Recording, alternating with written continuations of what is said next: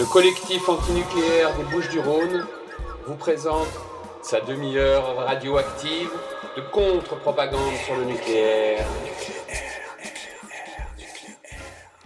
Bienvenue sur Radio Galère dans la demi-heure radioactive, émission animée en direct par le collectif antinucléaire des Bouches-du-Rhône, les 2e et 4e mardis du mois à 14h et dorénavant en rediffusion le jeudi de 12h à 12h30. Nous sommes un collectif d'hommes et de femmes indépendants de tout parti politique ou réseau institutionnalisé. Considérant que nous sommes tous et toutes des cobayes de l'industrie nucléaire et que nous sommes tous et toutes les victimes potentielles d'une prochaine catastrophe, nous pensons qu'il est impératif de nous informer et d'agir. C'est ce que nous nous efforçons de faire ici. On peut estimer que l'industrie nucléaire emploie en France environ 125 000 personnes, dont environ 20 000 sous-traitants surnommés les nomades du nucléaire. Pour parler de ce sujet avec nous, Christian Ugolini, aujourd'hui réalisateur et qui a mené durant 10 ans cette vie de nomade du nucléaire. Bonjour Christian. Bonjour. Merci d'être avec nous sur Radio Galère. Est-ce que dans un premier temps, tu peux nous expliquer ce que recouvre ce terme de nomade du nucléaire, quelles sont leurs missions spécifiques par rapport à ce que des permanents d'EDF, par exemple, pourraient faire, et puis peut-être leur statut, enfin, voilà, d'une façon générale. Écoute, moi j'étais dans une de ces boîtes qu'on appelle des prestataires d'EDF, c'est-à-dire on est dans de la sous-traitance, c'est ce qui se passe dans le nucléaire comme dans plein d'autres industries en fait, et 80% du travail chez EDF est délégué à des entreprises prestataires. Moi, j'étais un des travailleurs d'une de ces entreprises prestataires. J'étais en CDI, en contrat à durée indéterminée dans cette boîte, le bureau Veritas. Et donc, il nous faisait 80% de notre temps de travail se passait dans les centrales nucléaires du parc électronucléaire français. On allait donc d'un arrêt de tranche à un autre, c'est-à-dire chaque fois que un réacteur était arrêté pour changement de combustible et donc ouvert, on en profite pour faire les opérations de maintenance et de contrôle. Et moi, je faisais partie des équipes de contrôle des installations, c'est-à-dire qu'on faisait des radiographies, des ultrasons, de la magnétoscopie, du ressuage, des courants de Foucault, différentes techniques qui permettent d'aller voir dans la matière s'il y a des défauts, des fissurations, des trucs prêts à craquer, quoi. Et comme ça, on allait d'une centrale à l'autre toute l'année, quoi, avec des arrêts de tranche, finalement, ces périodes de travail. Moi, sur les 10 ans, de 1992 à 2002, ces périodes de travail sont allées en se raccourcissant pour des impératifs de rentabilité pour EDF. C'est-à-dire que les arrêts de tranche, il y a une vingtaine d'années, des opérations de contrôle qui duraient des mois, plus de 3 mois, quoi, elles sont descendues à 2 ou 3 semaines, quoi, avec encore moins de personnel d'ailleurs, et du personnel encore moins bien formé, à devoir travailler de plus en plus rapidement, en gagnant moins d'argent d'ailleurs. Mais bon, c'est un phénomène qu'on retrouve dans toutes les autres industries dans le monde du travail, quoi. D'accord. Et ces arrêts de tranche, ça correspond à techniquement, donc tu dis c'est quand on enlève le combustible, ça se produit tous les combien, ça, sur un réacteur? Je me rappelle plus exactement tous ces trucs techniques, moi, parce que moi j'ai arrêté de bosser en 2002, quoi, et depuis 2002, je suis effectivement dans les luttes antinucléaires, quoi. Mais comment ces arrêts de tranche, je sais plus si c'est tous les ans ou tous les 2 ans. C'est à peu près ça, quoi. Ce qui fait qu'il y a du boulot en permanence, quoi, pour beaucoup de gens sur 58 réacteurs, ça fait... Sur 58 réacteurs en France, quoi, ouais. D'accord, ok. Donc effectivement, moi j'ai fait la tournée de tous les réacteurs. Je suis passé sur toutes les centrales, comme la plupart de mes collègues, quoi. Je me souviens, il y a que 2 centrales sur lesquelles je ne sois pas allé, c'est Civaux.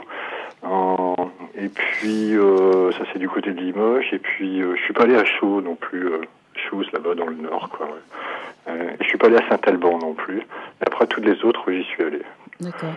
Et en fait, est-ce que vous bénéficiez des mêmes, j'allais dire, garde-fous que les salariés permanents en termes de suivi médical par rapport à la médecine du travail ou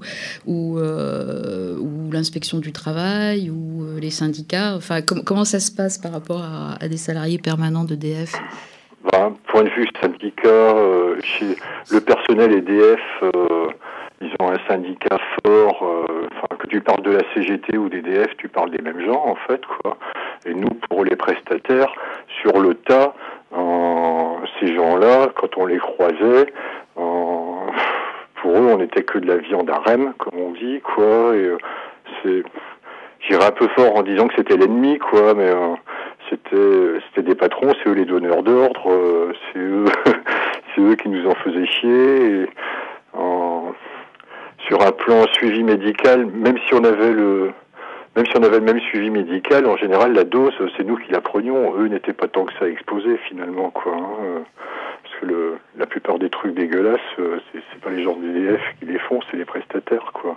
Quand je dis des trucs dégueulasses, ou prendre de la dose, c'est aller travailler dans des lieux qui sont particulièrement contaminés ou particulièrement irradiants, quoi. Voilà. C'est-à-dire qu'ils sont proches du cœur du réacteur, dans les circuits primaires, les générateurs de vapeur, tout ça. Ouais. Et surtout quand tous ces circuits sont ouverts, justement, quoi, pour faire des opérations de maintenance, quoi. C'est-à-dire que tu as des gros robinets, t'imagines le robinet de ton lavabo, là tu prends le même robinet, mais il fait 1 mètre de diamètre, par exemple, quoi, tu vois. Et ça, quand c'est ouvert, tous les trucs pourris qu'il y a dedans, effectivement, ça fuse joyeusement tout autour, quoi. Hein. Alors il y a des endroits où on est obligé de porter des protections, c'est-à-dire des masques ventilés, des choses qui vont limiter, nous empêcher d'être contaminés, en tout cas dans la vallée, quoi. Et il y a des endroits d'ailleurs où c'est tout aussi contaminé, où on nous oblige pas à en porter, quoi. Alors les gens qui ont un peu de conscience et le temps aussi, quoi, ce que les gens n'ont plus maintenant, quoi, ils vont faire en sorte de porter quand même un masque ventilé, quoi. Mais la plupart des temps, les gens n'en portent pas, quoi, même dans des endroits où ça craint, quoi. Ouais. Et alors le suivi au niveau des doses parce que tu peux peut-être nous expliquer la dose maximale là, par an que vous pouvez prendre et puis comment c'est suivi ça? Pour tout le monde, c'est un peu fantoche, quoi, parce qu'on se dit de toute manière, ce qui est pris, c'est pris, quoi. Donc, et comme il n'y a pas de remède à ça derrière, quoi, donc du coup, on se débrouille pour en prendre le moins possible, quoi. Mais on s'affole pas spécialement si on en prend, quoi. Et le suivi, il est tout aussi fantoche, quoi, parce que, d'une part, on est suivi que par EDF, c'est-à-dire que c'est eux qui nous donnent un Safimo, tu vois, un petit appareil qui nous dit combien on prend d'irradiation en permanence pendant le temps qu'on est dedans, quoi. Le genre d'appareil qu'on fait porter maintenant aux enfants autour de Fukushima. Et en plus, nous, ce qu'on avait qui nous était donné par notre employeur, c'est un film radio, c'est-à-dire une petite pellicule photosensible entre 2 feuilles de plomb qu'on porte en permanence et qui va noircir plus ou moins selon la dose qu'on a pris. Et ça, 1 fois par mois, on le reçoit avec nos fiches de salaire. Et 1 fois par mois, on rend l'ancien qui va être développé et qui va nous dire combien qu'on a pris d'irradiation dans le mois. Et ce chiffre, en fait, est le même que celui qui est comptabilisé sur les appareils qu'on porte chez EDF, quoi. Ça, c'est pour le suivi. Et après, comme partout, on a une visite médicale à la médecine du travail, quoi, le tout organisé par notre employeur, bien sûr, quoi. Et tous, on va passer cette visite, c'est juste pour avoir le tampon apte à l'emploi, quoi, pour aller bosser, quoi. Donc, que ce soit le médecin ou le travailleur, quoi, personne n'a envie de rentrer dans le détail de certaines incohérences, comme ça a été le cas pour moi, quoi. tout le monde a envie d'avoir son tampon bon pour le boulot, quoi, et roule ma poule, quoi. Bon à être irradié. Alors, donc t'as fait un film qui s'appelle Silence Radio, et il y a une séquence qui est assez, j'allais dire assez savoureuse, si on peut dire ça, et qui débute ton film, où on te voit dans le cabinet du médecin du travail. Alors tu peux nous raconter, surtout sur l'histoire du cobalt, à l'entrée et à la sortie, si tu peux nous raconter ça, parce que c'est quand même... Oui, moi, ce qui s'était passé, c'était que, bon, déjà, j'avais commencé à filmer, moi, mon parcours et mes rencontres, alors que je travaillais encore dans le nucléaire, et je commençais à m'inquiéter, donc, bon, je commençais mon film, et là, ce qui s'est passé, moi, c'est que sur 3 centrales nucléaires dans lesquelles je suis allé bosser, les unes derrière les autres, comme tous les travailleurs, quand j'arrive à la centrale, je passe par l'infirmerie, on a une petite visite médicale, en fait. Ça s'appelle une anthropogammamétrie, ça sert à savoir si on est contaminé, externe ou interne, et on repasse le même examen à la sortie, le dernier jour de boulot, avant de rentrer chez nous ou d'aller sur une autre centrale. On repasse cette anthropogammamétrie pour voir si on a plus de contamination qu'à l'arrivée, quoi. Et moi, ce qui s'est passé sur 3 centrales différentes, c'est que en arrivant sur une centrale, je suis déjà contaminé, et quand j'en sors, je ne suis plus contaminé. Quand j'arrive à la suivante, on me dit que je suis contaminé. Quand je ressors, je suis pas contaminé. J'arrive à la suivante, je suis contaminé. Comme si je me contaminais chez moi ou dans ma voiture et que je me décontaminais en centrale, quoi. Et bon, bien entendu, c'était un peu curieux et aberrant, quoi. C'était évident pour moi que les seuils de sévérité des appareils n'étaient pas réglés de la même manière à l'entrée qu'à la sortie. Donc à la sortie, les critères étaient moins rigoureux, on va dire, pour pas qu'il y ait embouteillage à l'infirmerie, quoi. Et quand j'en ai parlé à mon médecin, là j'avais amené ma caméra, j'ai filmé en caméra ouverte toute la visite médicale, en fait, quoi.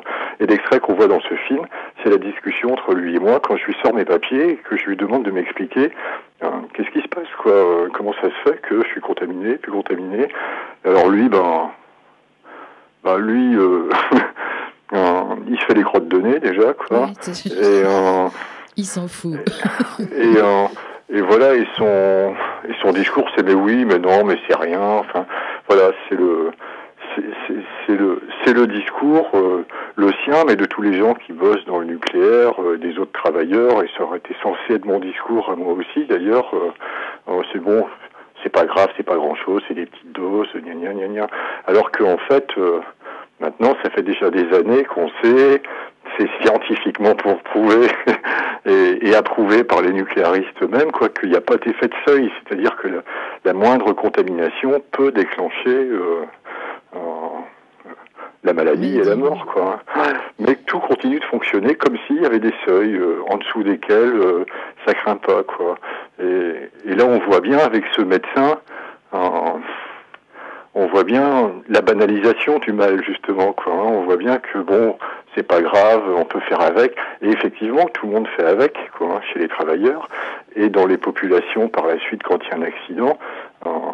Les travailleurs, c'est pas des extraterrestres, ils font partie de la population humaine, quoi.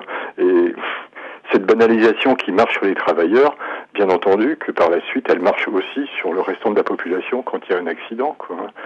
Même si on peut dire que les travailleurs, dans un premier temps, sont des cobayes. D'ailleurs, il y a d'abord eu, au niveau du nucléaire, sur les incidences de la radioactivité sur les humains, sur les organismes vivants en tout cas. Les premiers cobayes, par exemple, au moment des essais de bombes des Américains, on le voit dans les films, c'est des cochons. Ensuite, c'est les militaires. Par la suite, avec l'électronucléaire, il y a eu les travailleurs. Et puis maintenant, c'est le restant de la population qui subit la même politique, en fait, quoi, de santé, quoi. C'est-à-dire que, d'ailleurs, au chiffre près, puisque regarde les doses admissibles pour les travailleurs, les fameux 20 millisieverts, c'est ce qui est de manière internationale, dans le code IRPA, l'espèce de doctrine de comment survivre après un accident nucléaire, quoi. Ces 20 millisieverts, c'est ce qui est appliqué actuellement aux populations de Fukushima, et c'est ce qui sera appliqué d'ailleurs aux populations françaises quand il y aura un accident. c'est déjà sur le papier, c'est prévu comme ça. Il faudra pas s'étonner quand ça arrivera, quoi. Alors, toi, tu as décidé un jour que ça suffisait. Voilà, Ouais. c'était un choix personnel. Alors, je sais pas si tu nous peux si tu peux nous parler de ton point de bascule. Là, à quel moment ça s'est passé? T'as dit ça suffit comme ça, quoi. Moi, il y en a eu deux, en fait, quoi.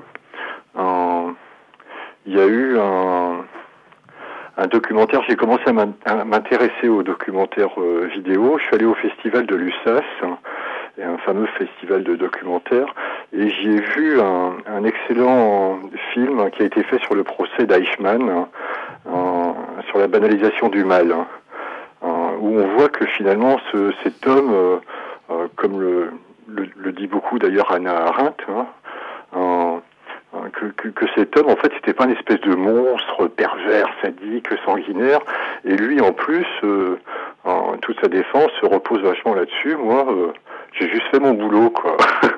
Et là, moi, ça a vraiment fait tilt par rapport au nucléaire, quoi, par rapport au danger que ça représente, quoi. C'est qui est coupable, responsable là-dedans, quoi.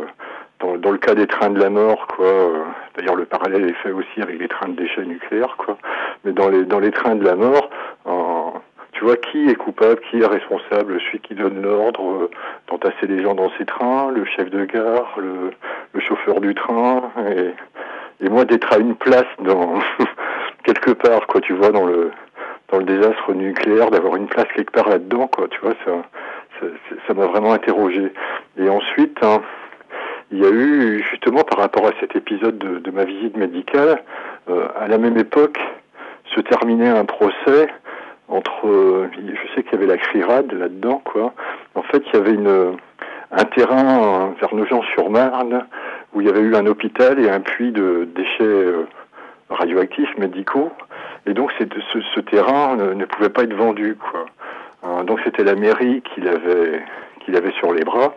Et du coup, il n'avait rien trouvé mieux à faire que d'y construire une école maternelle à cet endroit. Et ça a pris quand ça s'est su, ça a pris des années de procès, quoi, avant d'arriver à faire fermer l'école.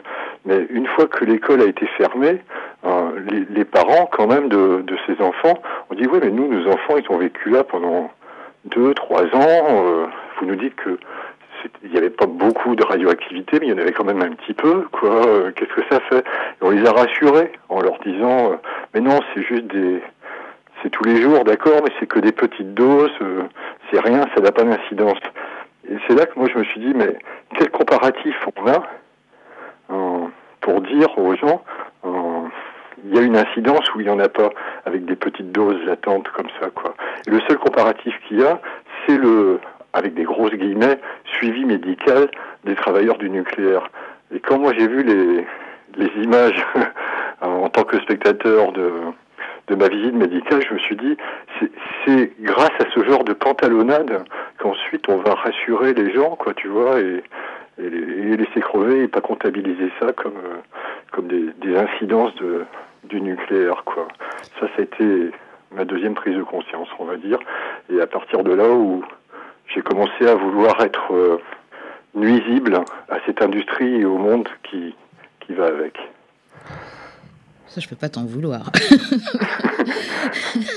Il y avait aussi... la question qu'on peut se poser quand même, c'est que bon, toi, tu as eu cette prise de conscience, mais il y a des gens qui travaillent, enfin, les travailleurs du nucléaire, les nomades du nucléaire, ils savent très bien, d'une part, les dangers qu'ils courent personnellement, ou pas, parce que quand la CGT, je suppose que la CGT revendique sur des histoires de salaire, de conditions de travail, enfin, mais pas sur. Mais la CGT, c'est EDF.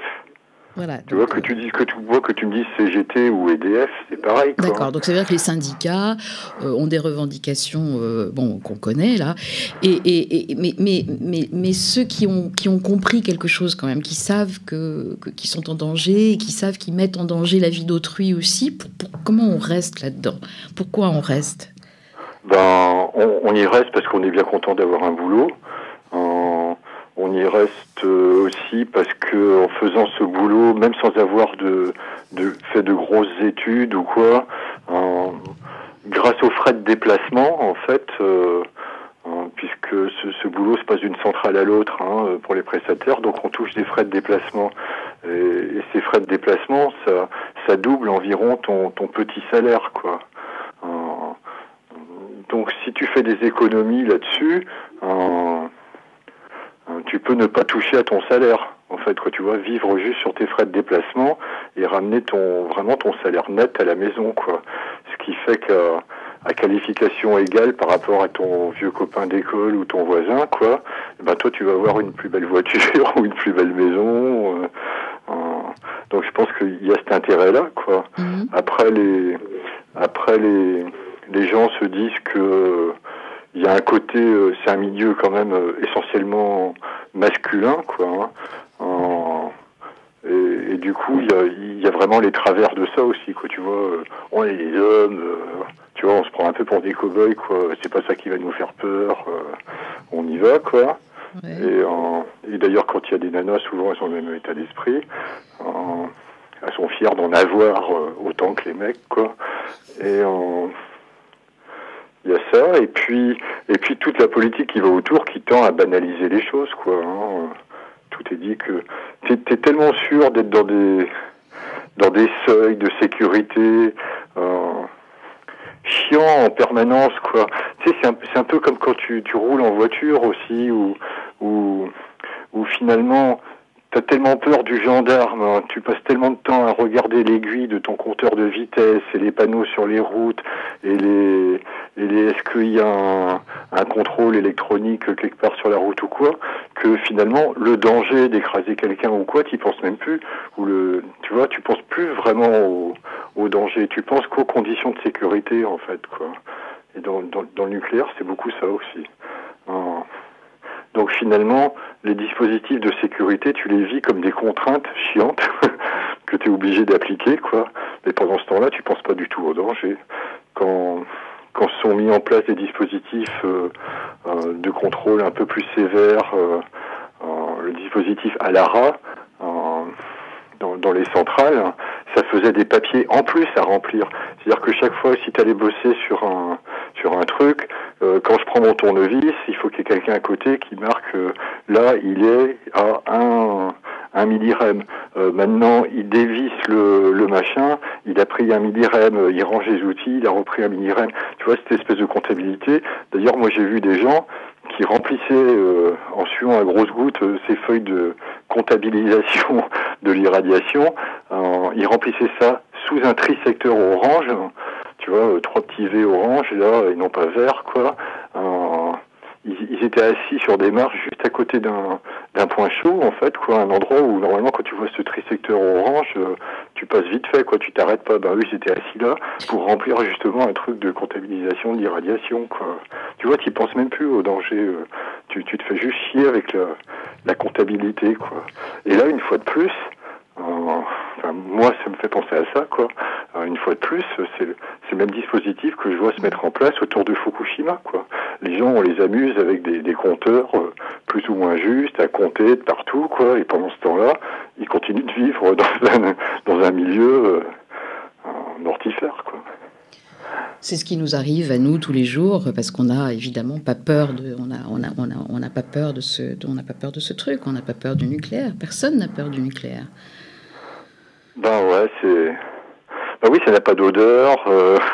Un cancer, ça met une bonne dizaine d'années avant de se déclarer. C'est soigneusement camouflé, c'est soigneusement camouflé par tous les gouvernements, les États, les nucléocrates. Donc, ouais. Puis sans oublier que il n'y a pas que le nucléaire. C'est pour ça que moi je parle aussi du monde qui va avec, du monde qui a produit des horreurs pareilles, quoi. Le même monde qui produit la misère et qui fait qu'il y a tant de gens de miséreux dans les prisons, quoi. Mais bon, dans les pavillons de cancéreux, quoi. Il y a beaucoup de monde aussi. Ils n'arrivent pas que à cause du nucléaire, ils arrivent aussi à cause des pesticides, des herbicides, et je ne sais quoi. Quoi, tu vois, on vit dans un monde plein de poison, quoi. De plus en plus, on le sait, mais j'ai pas l'impression qu'on réagisse plus pour autant, quoi. Parce que, à force, d'ailleurs, c'est un de ces trucs qui, un de ces signes de la banalisation aussi chez les travailleurs, quoi, ou des phrases du genre crever de ça ou crever d'autre chose. Tu vois, comme tu es sur les routes, tu fumes, tu bois, tu traverses des champs de pesticides, tu bouffes de la bouffe de merde, quoi, parce que c'est moins cher, quoi, ou plus facile à acheter. Enfin bon, tout le monde le sait, hein.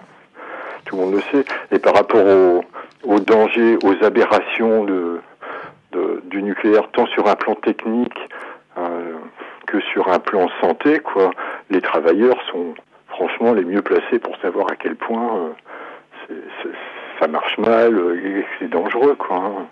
Moi, le plus d'arguments solides anti-nucléaires que j'ai entendus, enfin, par rapport au danger du nucléaire, quoi, comme s'il y avait encore besoin de prouver aux gens que c'est dangereux, quoi. Mais bon, puisqu'on en est encore là, quoi, bah, effectivement, les arguments les plus solides que j'ai entendus, c'est dans les vestiaires des centrales nucléaires, hein, parce que les travailleurs, on y est franchement confrontés à ces aberrations tous les jours. Tu vis des trucs aberrants tous les jours. Alors pourquoi est-ce que ça sort pas? Pourquoi est-ce que qu'est-ce qui se passe? Parce que même les antinucléaires, c'est tranquille, quoi. Enfin, on est dans du militantisme tranquille. On n'a pas l'impression que cette trouille, ce danger, il soit réalisé. Comment on peut mettre ça j'allais dire en synergie, c'est un joli mot, mais tu vois? Bah, chez les travailleurs, ils ont écho, comme tout le restant de la population, quoi, qu'il y a des choses qui se passent contre le nucléaire. Alors l'écho majeur qui se répand le plus dans les médias, ça va être des actions de Greenpeace, hein, c'est quand même eux mondialement qui sont les plus connus, quoi.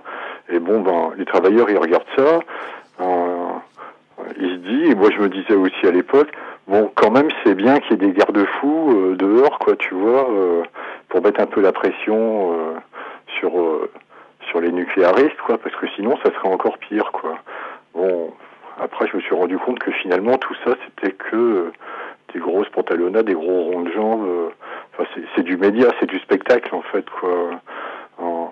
Après, dans un autre temps, bon, j'ai vu des gens, le réseau sortir du nucléaire et tout, où en fait on te fait adhérer à un truc, donner un petit peu de sous, et puis acheter des boîtes de conserve sur lesquelles tu vas mettre des autocollants, et puis tu vas aller te coucher par terre sur les routes ou quoi, en t'habillant en jaune, pour dire que t'es contre le nucléaire. Tu m'étonnes que les nucléaristes, ça les fait bien marrer. Qu'est-ce qu'ils en ont à foutre de gens qui sont déjà couchés par terre sans même qu'on leur ordonne, quoi, tu vois. Est-ce que les travailleurs, ça les fait marrer?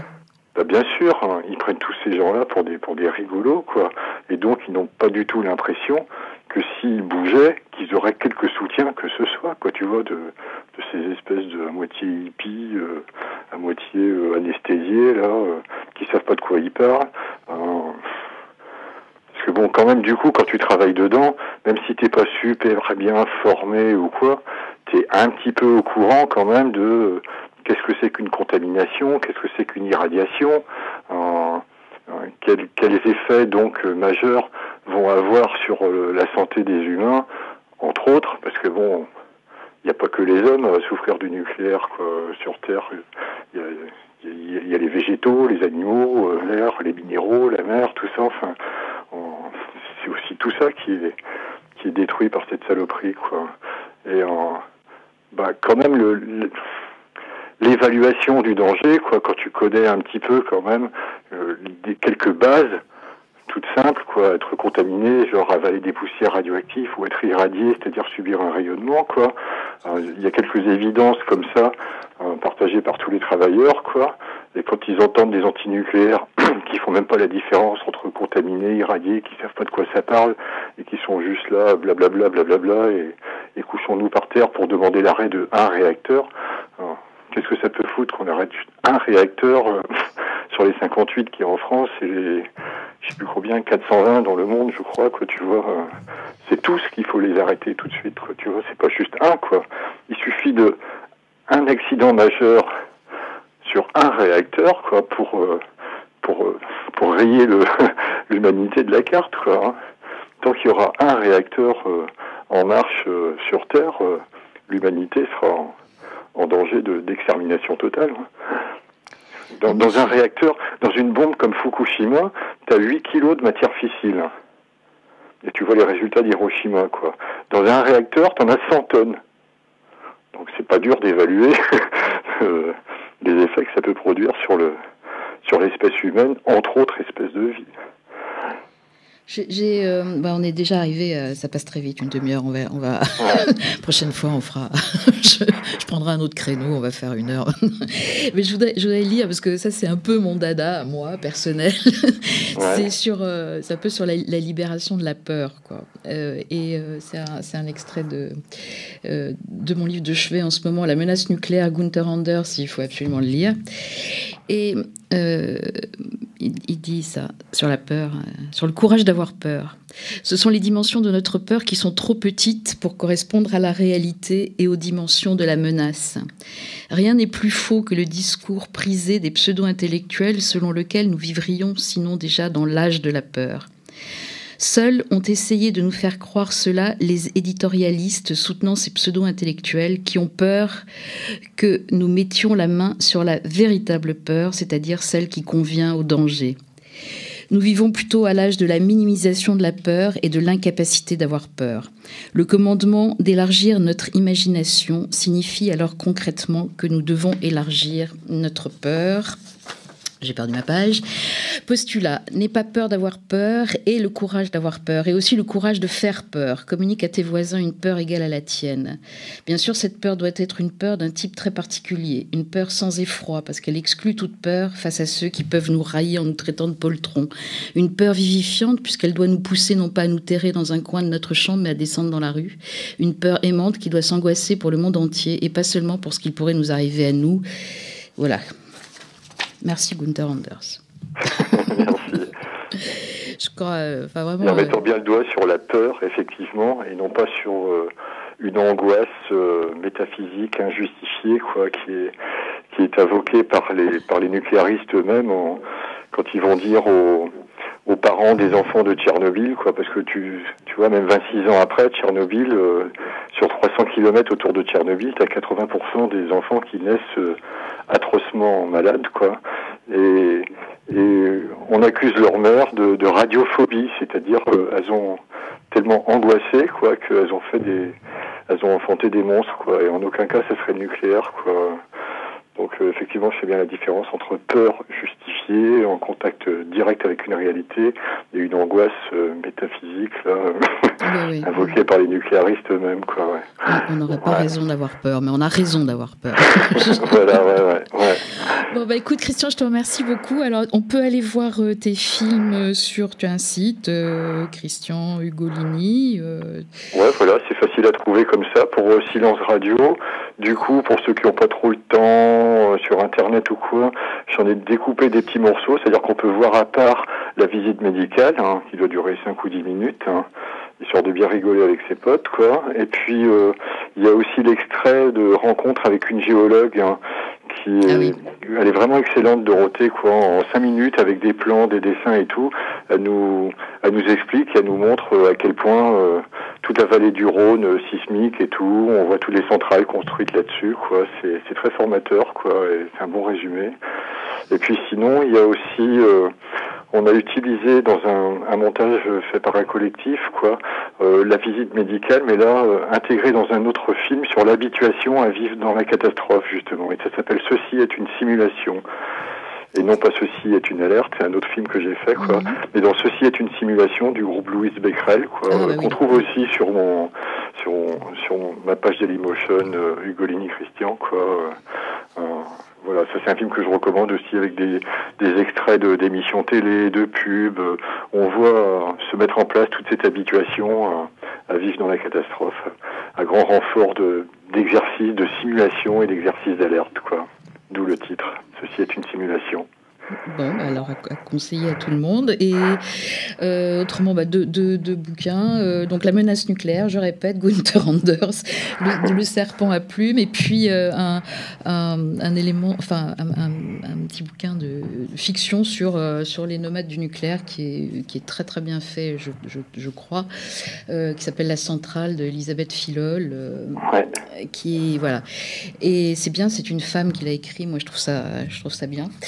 Et autrement, alors localement ici, vendredi soir, on reçoit à 19h à 1000 Babord certains Normands qui luttent contre la ligne à très haute tension. Très bien, oui, ils vont passer dans le coin à Montpellier aussi, ils font une voilà, grande donc tournée. nous on les reçoit vendredi soir, donc 19h à 1000 Babord, rue Consolat. Et puis n'hésitez pas à nous contacter, collectif antinucléaire 13 @orange.fr.